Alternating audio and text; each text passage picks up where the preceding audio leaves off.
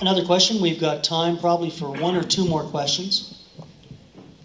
Gibsons Recycling Depot posted it at the green bins at the IGA, and that is the name issue. So please, all of you, pay attention to that, because ethics is a very big part of sustainability. My question, or a quick little preamble, is that big picture on the Sunshine Coast, for Lower Coast recyclers, we have a crazy situation happening here. Imagine that all of the recyclables that are being collected in the Lower Coast are essentially being trucked back to Seashell for processing and then on to Vancouver. And so, know where this is going. We have two obvious recycling options on the Lower Coast. One is at the IGA, the green bins at the IGA, which is a primitive collection system. It also generates about 6,000 times the greenhouse gas emissions that the local competition generates. Tim, please get to the question. Yeah, and finally, the one at IGA is heavily, heavily subsidized.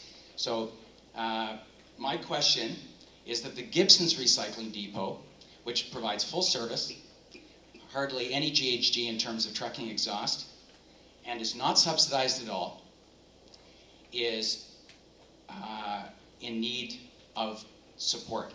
And so my question, two parts. One, I want each one of you to explain very clearly why this is happening. And part B is back up. Part B is, are you prepared to let this continue? Are you prepared to let this continue regardless of what the recycling review produces? Because it could very easily, this recycling review could very easily produce status quo. And I want to know, if it is status quo, are you prepared to let this obvious anomaly continue? Because the interests of the community are not being served. Thank you. Thanks, Tim. Why do they even have a recycling depot at the IGA mall? Well, let's start with you, Lee. I'll bet you have something to say about this. Can you clue us in as to the nature, why this particular situation exists, and then your particular support, whether, irregardless of what emerges in the recycling review? Okay, so I did support the recycling review because it seems obvious to me that there's some issues. I see what you're saying. I do take my recycling to the non-SERD recycling depot. I support the other one because I find it more convenient. I like the footprint better. However, as an SERD representative, I do need to pay attention to the recycling review.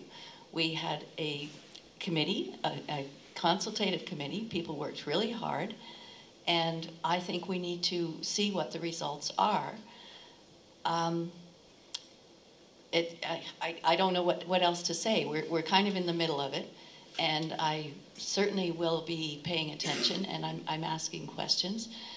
It's my understanding that there's been a lot of history in how it got to be the way it is. It happened while I wasn't on the board. I took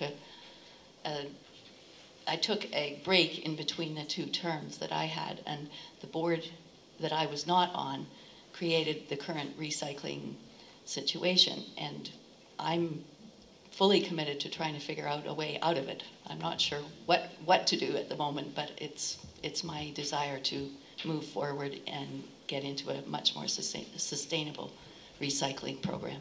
I think in the interest of time, we'll concentrate on that aspect of what vision of recycling do you support as we go forward here?